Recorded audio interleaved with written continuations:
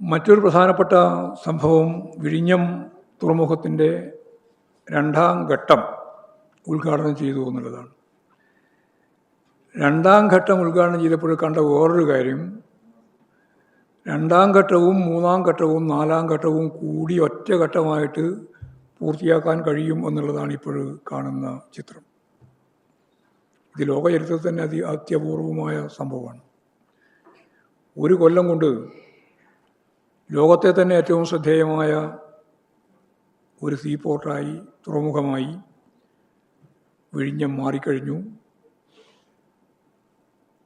അതിൻ്റെ പ്രവർത്തനം ആരംഭിച്ച 2024 ഡിസംബർ 3-നാണ് പ്രവർത്തനം ആരംഭിച്ചത്. അതിനുശേഷം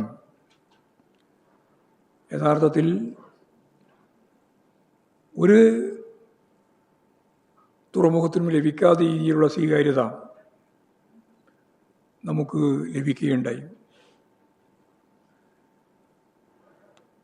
15.13 ലക്ഷം TMU കൈകാര്യം ചെയ്തു എന്നതാണ് ഇപ്പോഴും പറഞ്ഞ ഏറ്റവും പ്രധാനപ്പെട്ട ഒരു കാര്യം.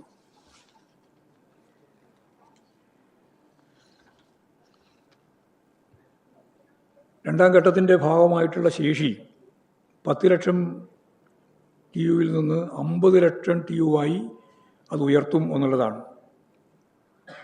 അതോട് ഒരു 3-4 വലിയ കപ്പലുകൾക്ക് ഒരേ സമയം അടുക്കാനുള്ള സാഹചര്യവും അവിടെ ഉണ്ടാവും. ഇത് കേരളത്തെ സംബന്ധിച്ചിടത്തോളം പശ്ചാത്തല സൗകര്യ വികസനവുമായിട്ട് ബന്ധപ്പെട്ട് വേണം അതിനെ കാണാൻ. ഇത് യഥാർത്ഥത്തിൽ ഒരു വിഴിഞ്ഞം തുറമുഖത്തിൻ്റെ മാത്രം പ്രശ്നമല്ല.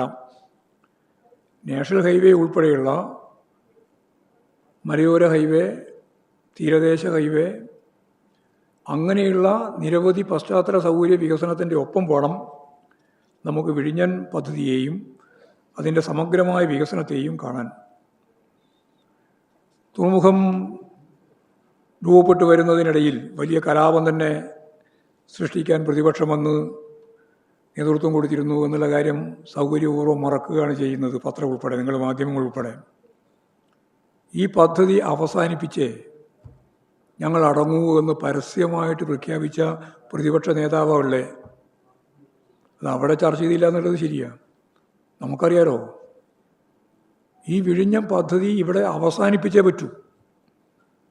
അതാണ് പോലീസ് സ്റ്റേഷൻ അക്രമത്തിലേക്ക് പോയത്. അതിന് പിന്തുണ നൽകുന്ന പ്രതിപക്ഷം ഉണ്ടായിരുന്നു ഇവിടെ, BJP ആയാലും കോൺഗ്രസ് ആയാലും. പ്രതിപക്ഷ നേതാവ് പറഞ്ഞത് 1 ഇഞ്ച് ഇനി മുന്നോട്ടേക്ക് പോകാൻ പറ്റില്ല.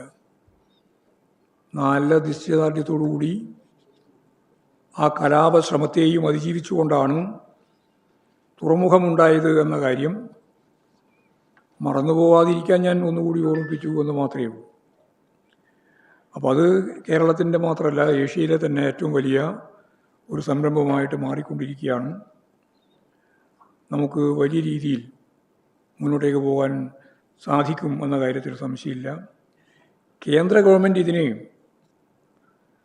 സാധാരണ രീതിയിൽ തരുന്ന, കടമായിട്ടല്ലാതെ തരുന്ന ഗ്രാൻറ്റ് ഉണ്ടായിരുന്നു. എല്ലാ തുറമുഖങ്ങൾക്കും അതുപോലെ വൻകിട പദ്ധതികൾക്കും ഈ വയബിലിറ്റി ഗ്യാപ്പ് ഫണ്ട് ഗ്രാൻറ്റായി നൽകിയിരുന്നു. ആ വയബിലിറ്റി ഗ്യാപ്പ് ഫണ്ട് തന്നില്ല എന്ന് മാത്രമല്ല, നമ്മളോട് പറഞ്ഞത് 817 കോടി രൂപ വായ്പയായി നൽകുക മാത്രമേ ചെയ്യാൻ പറ്റുള്ളൂ എന്നാണ്. അപ്പോൾ നമുക്ക് ഗ്രാൻറ്റായിട്ട് പണമൊന്നും തരാൻ കേന്ദ്ര ഗവൺമെൻറ് തയ്യാറുണ്ടായിരുന്നില്ല. സംസ്ഥാന സർക്കാർ ഇതുവരെയായി 4771 കോടി ഉറുപ്പിക ഈ തുറമുഖത്തിന് വേണ്ടി ചെലവഴിച്ചു എന്നുള്ളതും, ഇനിയും ആവശ്യമുള്ള സഹായം നൽകി രണ്ടാം ഘട്ടവും മൂന്നാം ഘട്ടവും നാലാം ഘട്ടവും കൃത്യമായിട്ട് പൂർത്തിയാക്കാനാവുമെന്ന് തന്നെയാണ് പ്രതീക്ഷിക്കുന്നത്.